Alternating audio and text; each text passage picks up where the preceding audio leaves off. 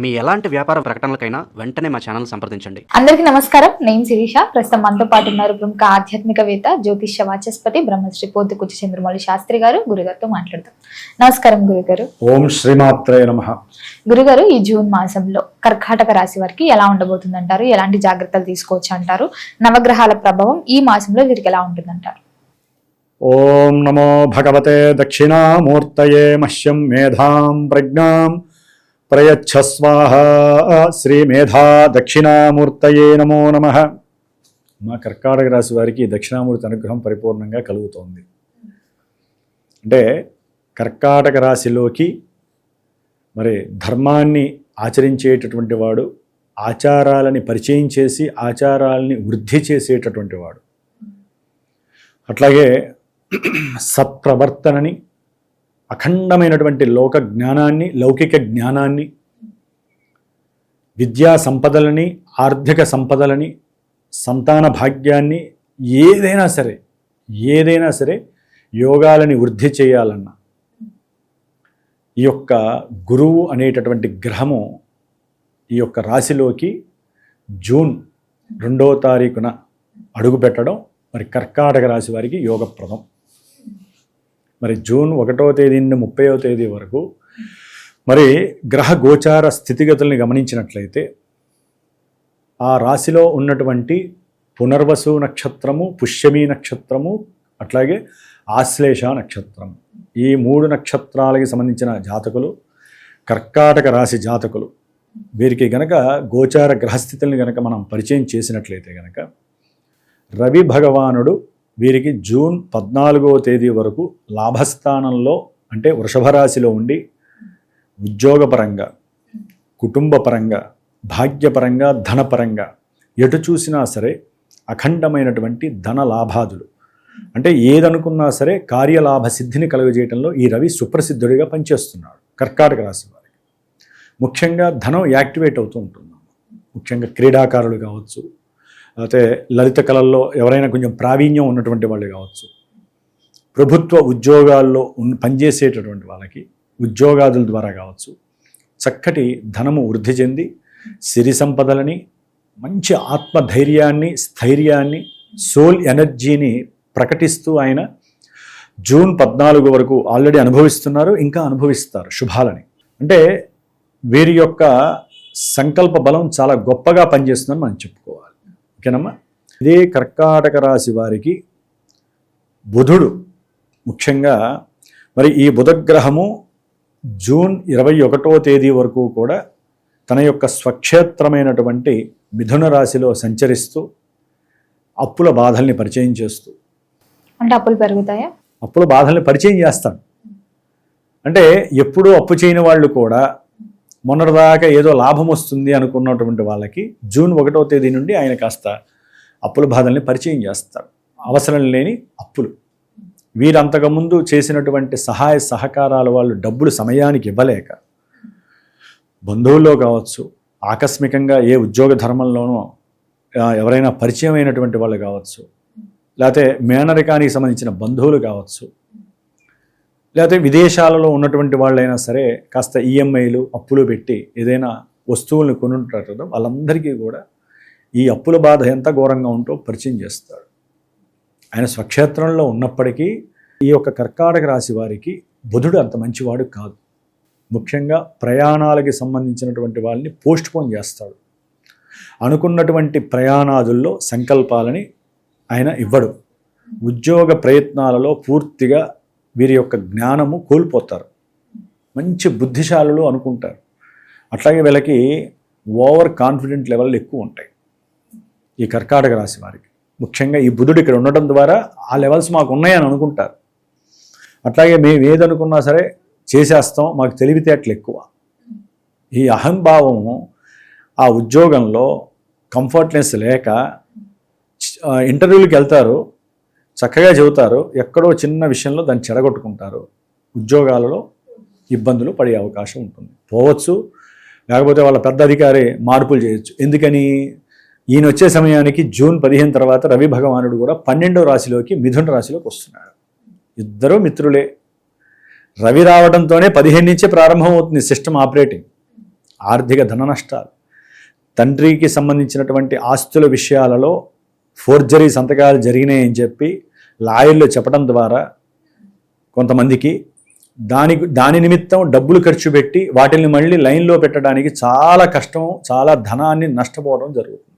అంటే తండ్రికి లింక్ అయి ఉన్నటువంటి ధన నష్టం కలుగుతుంది.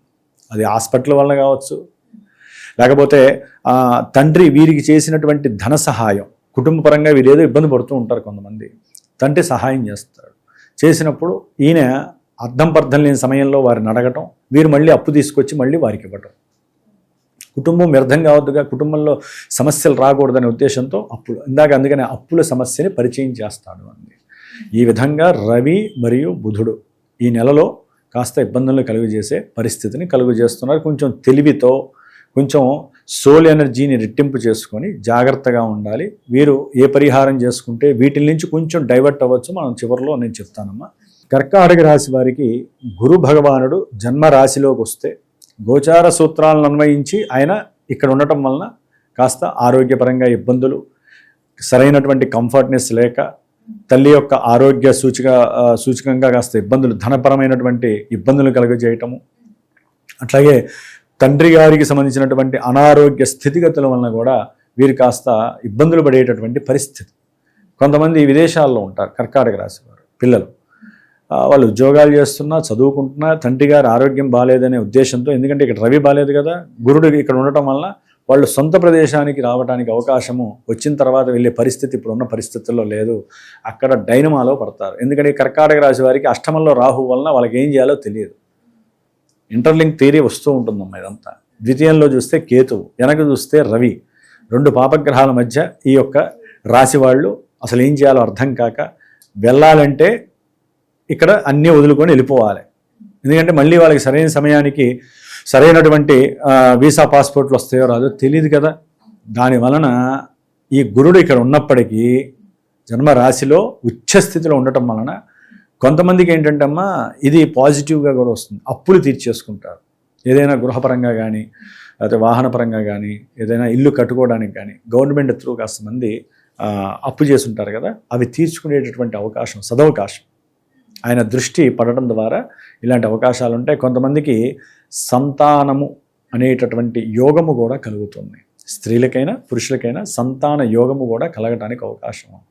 ఈ గురుడు శని భగవానుని కోణ దృష్టితో ఉంటారు, గురు శనులు ఇద్దరు కూడా ఈ కర్కాటక రాశి వారికి. దాని వలన భార్యాభర్తల మధ్య సరైనటువంటి అనుకూలత కనుక వీళ్ళు అనుకుంటేనే జరుగుతుంది, లేకపోతే లేనిపోని కోర్టు వ్యవహారాల ద్వారా వెళ్లాల్సి వచ్చింది. వీళ్ళ మధ్య తల్లి కానీ తండ్రి కానీ ఎప్పుడు భార్యాభర్తల మధ్య ముఖ్యంగా కర్కాటక రాశి వారికి రావద్దు. ఇప్పుడున్న గ్రహస్థితిలో వారి మధ్య ఏదైనా సమస్య వస్తే వాళ్ళు మాట్లాడుకోమని చెప్పాలి తప్ప అటు తల్లిదండ్రులు ఇటు తల్లిదండ్రులు రాకూడదమ్మా. అసలు పెళ్ళైన తర్వాత ఎవరు మూడో వ్యక్తిగా రావద్దు, చివరికి సంతానమైనా సరే. అవి అలా వచ్చి అలా తొలగిపోతాయమ్మా. పాసింగ్ క్లోడ్స్ లాంటివి భార్యాభర్తల మధ్య వచ్చేటటువంటి సమస్యలన్నీ చిరు సమస్యలు. వాటిల్ని పెద్ద సమస్యలు చేసేది ఎవరయ్యా అంటే కన్న ప్రేమ అనుకొని వస్తారు చూసారా. కన్న ప్రేమ పెళ్లి వరకే ఎవరికైనా, పెళ్లి తర్వాత కన్న ప్రేమ ఉండదు. ఏదైనా ఉంటే వాళ్ళు బాగుండాలని పూజలు పునస్కారాలు చేయండి, వాళ్ళ మధ్యలోకి ఎందుకు వెళ్ళటం. దానివల్ల ఏమవుతుంది, గ్రహస్థితి కాస్త వక్రిస్తుంది, ఎక్కిరిస్తుంది. భార్యాభర్తల మధ్య సమస్య వస్తే కర్కాటక రాశి వారు సాధ్యంత వరకు వారికి ఉన్నటువంటి జ్ఞానాన్ని, చక్కగా సదాచారాన్ని, వారికి ఉన్నటువంటి ప్రవర్తన నియమావళిని, వాళ్ళకు ఉన్న పూర్వజన్మ పుణ్యాలని, వాసనల్ని అన్నిటినీ కూడా దైవ ధ్యానంతో కానీ చక్కగా కంఫర్ట్నెస్ లేకపోయినా సరే ఉన్నట్టుగా భావించుకొని వాళ్ళకు వాళ్ళు సర్ది చెప్పుకుంటే బాగుంటుంది. లేదా రెండో పెళ్లి దాకా దారి తీసేటటువంటి అనవసరపు వ్యవహారాలు, కోర్టు సమస్యలు వచ్చే అవకాశాలు ఉంటాయి. అంటే గురుడు ఉండటం ద్వారా కొన్ని లాభాలు ఉంటాయి, కొన్ని సమస్యలు ఉంటాయి. మరి శుక్ర భగవానుడు కూడా కర్కాటక రాశి వారికి 19వ తేదీ జూన్ 19న చక్కగా ఇదే రాశిలోకి వస్తున్నారు. వచ్చినప్పుడు వీరు ఏదైతే గృహపరమైనటువంటి అనుకూలతలు కోరుకుంటారో, గృహ సౌఖ్యం కోరుకుంటారో, కొంతమంది వివాహపరమైన సౌఖ్యం కోరుకుంటారో, వారందరికీ కూడా అనుకూలమైనటువంటి పరిస్థితి గురు శుక్రుల యొక్క కలయిక చాలా చాలా అద్భుతంగా పనిచేస్తుందమ్మా. అంటే గోచార సూత్రాలు ఎన్ని అన్వయించినప్పటికీ వారి యొక్క జన్మజాతకంలో కనుక ఈ యొక్క దశలు అంతర్దశలు సరిగ్గా పనిచేస్తున్నట్లయితే సరైనటువంటి యోగాలను, అంటే ఏదైనా వివాహపరమైన, వాహనపరమైన, గృహపరమైన ఆర్థికపరమైన ఏదో ఒకటి, లేకపోతే విద్యావంతులు విదేశాలకు వెళ్ళాలన్నా వాటి పరంగా కానీ అప్పులు తీర్చాలని కొంతమంది ప్రయత్నాలు చేస్తున్న వీళ్ళందరికీ కూడా యోగం పట్టడానికి అక్కడ దశలు కనుక అనుకూలిస్తే ఇక్కడ అవన్నీ ప్రస్ఫుటం అవుతాయి. చక్కటి అవకాశాలని వీళ్ళకి ఇస్తాయి. జన్మజాతకం అనుకూలిస్తే టిక్ చేస్తే ఇక్కడ ఓకే అవుతాయి. ఎందుకంటే గురుడు ఉచ్చస్థితి, గురుడు ఉచ్చస్థితి అమ్మా. ఆయనతో పాటు ఇంకో శుభగ్రహం, ఓకే రాక్షస గ్రహం అయిన దేవతా గ్రహం తర్వాత విషయం. 2 శుభగ్రహాలు అంటారు జ్యోతిష్యంలో. ఈ 2 శుభగ్రహాలు ఆ కర్కాటక రాశిలో ఉండి చక్కగా జల సంబంధిత చక్కగా ప్రయాణాలు ఆచరిస్తూ ఉంటారు. కుటుంబ సభ్యులందరితో కలిసి ఎప్పటి నుంచో వీళ్ళకి ఓడలెక్కాలి, పడవలెక్కాలి, స్టీమర్లు ఎక్కాలి, దాంట్లో ఎంజాయ్ చేయాలనుకున్న వాళ్ళందరికీ ఏదో రకమైనటువంటి ఎంజాయ్మెంట్ అయితే దొరుకుతూ ఉంటుంది. కాబట్టి నీటిలో ప్రయాణాదులు, అట్లాగే ధర్మ సంబంధితమైనటువంటి ఆచార సంబంధితమైనటువంటి మనకి కొన్ని ఈ జూన్ 2 నుంచి పుష్కరాలు ప్రారంభం అవుతున్నాయి. కాబట్టి నదీ సంగమ స్నాన తీర్థాలు ఆచరించడం వీళ్ళు కర్కాటక రాశి వాళ్ళు, అట్లాగే దైవక్షేత్రాలు దర్శించడం అనేటటువంటి తప్పనిసరిగా జరుగుతుంది. అలా జరిగితేనే వీళ్ళకు ఉన్నటువంటి కొన్ని గ్రహదోషాలు తొలగిపోతాయి. కాబట్టి చాలా వరకు కర్కాటక రాశి వారు ఈ విధంగా చేయటం చాలా విశేషప్రదం. బుధుడు కూడా ఇంకా వస్తాడనే, బుధ గురు శుక్రుడు కూడా కొన్ని రోజులు ఉంటారు. 22వ తేదీ నుండి జూన్ 8 అంటే ఒక 8 రోజులు, వారం రోజులు వాళ్ళు అక్కడే ఉంటారు ముగ్గురు కలిసి.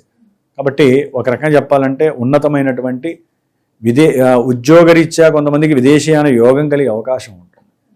కొంతమందికి బ్యాంకు రుణాల ద్వారా ఉన్నత గృహయోగం కలిగే అవకాశం ఉంటుంది. 3 గ్రహాలు అక్కడ ఉన్నాయంటే తిరుగులేదమ్మా కర్కాటక రాశి వారికి. చాలా బాగుంటుంది. ఓకే సూత్రాల పరంగా అయితే కనుక బుధ గురుడు అంత యోగించరు.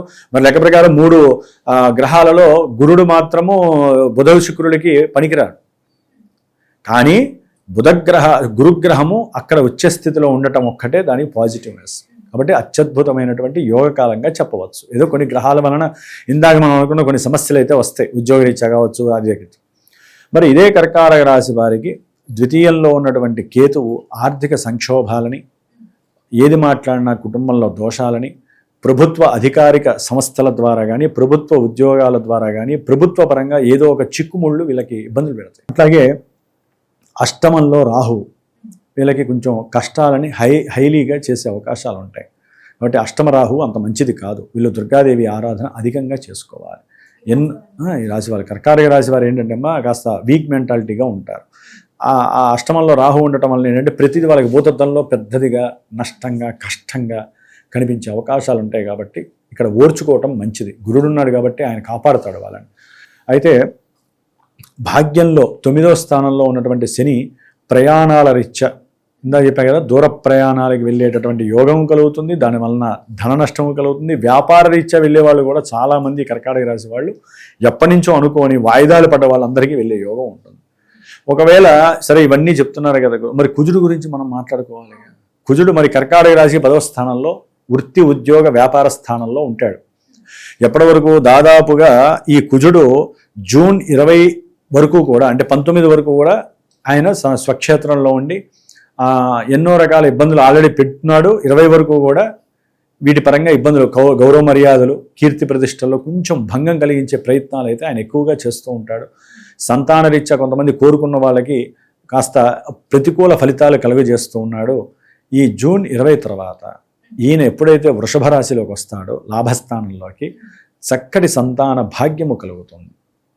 అట్లాగే ఆకస్మికంగా ఉద్యోగ లాభం కలుగుతుంది. ఇప్పటి వరకు ఉద్యోగాల్లో ఉన్నటువంటి వాళ్ళు, ఉద్యోగాలు లేకుండా బాధపడే వాళ్ళు, కీర్తి ప్రతిష్టల భంగం కలిగిన వాళ్ళు, ధనపరమైన నష్టాలు కలిగిన వాళ్ళు, వాహనపరంగా ఇబ్బందులు కలిగినటువంటి వాళ్ళు, వీళ్ళందరికీ కూడా కుజుడు లాభాన్ని కలుగజేసేటటువంటి స్థానంలోకి వస్తున్నాడు జూన్ 20 తర్వాత.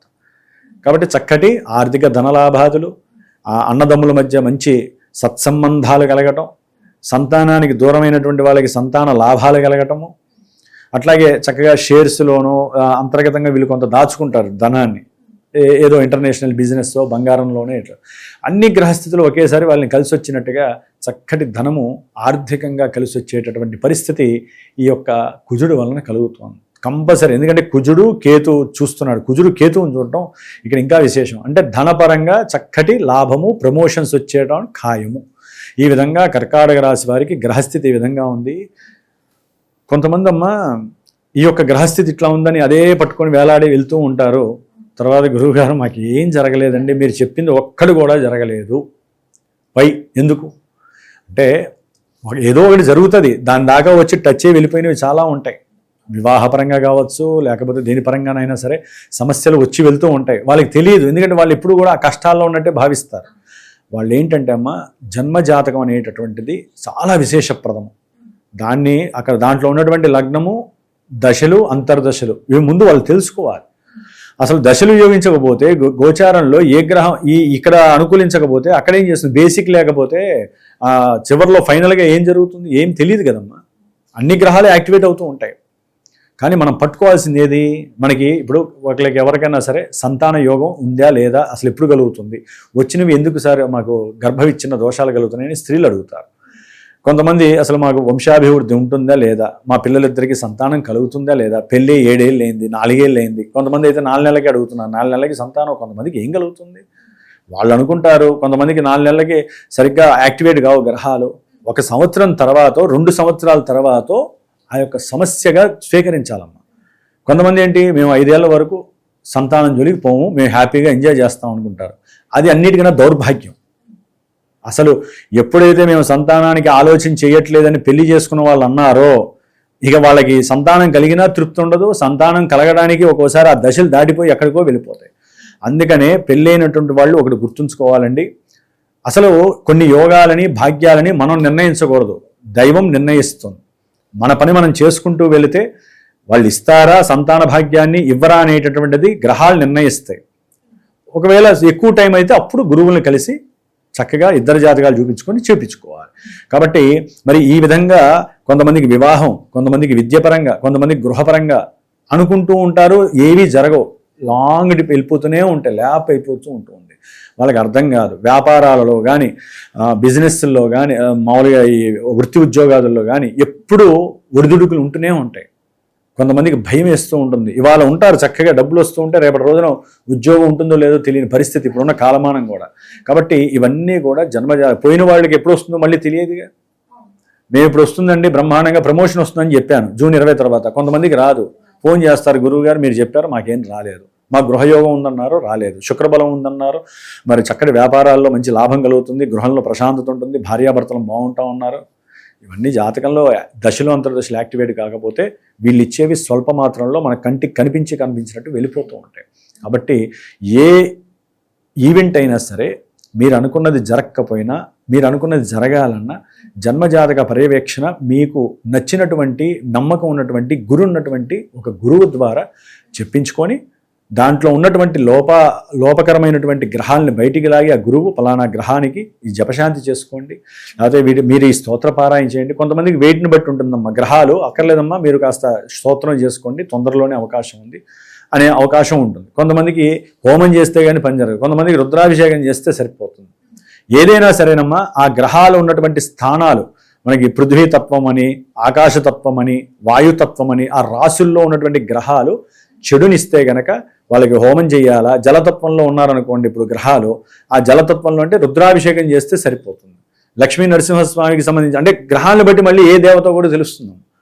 అట్లా వాళ్ళు చేసుకోవాలే తప్ప ఇప్పుడు గోచారంలో ఇప్పుడు నేను చెప్తాను అమ్మ ఆదిత్య హృదయం చదువుకోండి అని, కొంతమందికి అది సంబంధం ఉండదు. జాతకంలో ఇంకో గ్రహం యాక్టివేట్ అవుతూ ఉంటుంది దశల్ని బట్టి, ఇది చేస్తారు పని జరగదు. కానీ మీరు ఏం చేయండి, ఓం అనుకుంటూ ఉన్నా మీకు జరిగే శుభాలు మీకు కొన్ని జరుగుతాయి. ఈవెంట్స్ వేరు, ఆరోగ్యం వేరమ్మా. మీరు ఆదిత్య హృదయం చదివినా, లక్ష్మీ నరసింహస్తోత్రం చదివినా ఇవన్నీ మనసుకి సంబంధించినవి, ఆరోగ్యానికి సంబంధించినవి. ఏది చదివినా నష్టం లేదు. కానీ మనకు కావాల్సింది ఒక గురి. ఆ గురి వేయాలంటే జన్మజాతకం దగ్గరికే వెళ్ళాలి. కాబట్టి ఈ విధంగా జన్మజాతకాన్ని ఆచరించండి. ముఖ్యంగా కర్కాటక రాశి వారు దుర్గా చండికా స్తోత్రం అని ఉంటుందమ్మా. చండికా స్తోత్రం ఉంటుంది, మంగళ చండీ స్తోత్రం ఉంటుంది. దాన్ని ఎక్కువగా చదవండి, అనుకున్న పనులు అవుతాయి. అట్లాగే సూర్యుడి యొక్క 12 నామాలు ఉంటాయి. ఆ నామాల్ని పఠిస్తూ సూర్య నమస్కారాలు చేస్తే తెలివి, ఆత్మ, సోల్ ఎనర్జీ అనేటటువంటి 2 మిక్స్ అయ్యి మీరు తెలుసో తెలియకో చేస్తున్న తెలివి తక్కువ పనులన్నీ కూడా మీకు మీరే తెలుసుకొని వెంటనే వాటిల్ని చక్కటి పంధాలో అనుసరించగలిగి నష్టం కాస్త లాభంగానా మార్చుకునే స్థితి మీకు మీరే చెయ్యాలి. అట్లాగే రవి బుధులు కలిశారు కాబట్టి కంపల్సరీ కర్కాటక రాశి వారు లలితా సహస్రనామాన్ని రాహువు అష్టమ రాహువు కాబట్టి ఆయన గురించి చేయండి. లేకపోతే దుర్గాదేవి స్తోత్రం అన్న చదవండి. రవి బుధుల యొక్క దోషం పోవటానికి విష్ణు సహస్రనామ స్తోత్ర పారాయణ చదవండి. ఈ విధంగా చేయటం ద్వారా లక్ష్మీ కటాక్షంతో పాటుగా అనుకున్న ప్రతి పని ముందుకు వెళ్ళటానికి అవకాశాలు మెండుగా ఉన్నాయి. గురుగారి మొత్తం మీద జూన్ మాసంలో కర్కాటక రాశి వారికి ఎలా ఉంది, ఎలాంటి జాగ్రత్తలు తీసుకోవాలి, ఎలాంటి పరిహారాలు చేయాలో తెలియజేసినందుకు ధన్యవాదాలండి. శుభమస్తు.